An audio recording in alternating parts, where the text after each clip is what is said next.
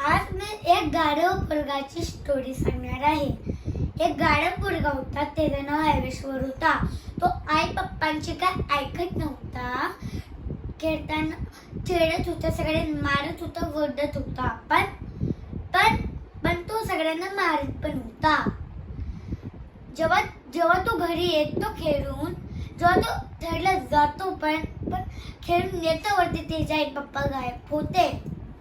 पण जेव्हा तो 2 दिवसानंतर फोर्टला गेला, तरी पण त्याचे आई पप्पा गायबच होते. मग गणपती आले आणि बोलले, तुला तुझ्या आई पप्पा पाहिजे का गिफ्ट पाहिजे? मग हायवेश्वरने सांगितलं, मला माझे आई पप्पा पाहिजे. मग गणपती बोलला, तू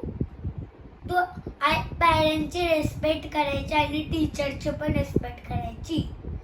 तर तो हा बोलला आणि कुणाला मारायचं, ओरडायचं आणि चिडायचं नाही. मग तो हा बोलला. मग त्याचे आई पप्पा आले. मग तो खूप आनंद होऊन कुणाला मारत नाही, कुणाला चिडत नाही, कुणावरती ओरडत नाही. त्यांची जी गेम असते ती पण खेळतो.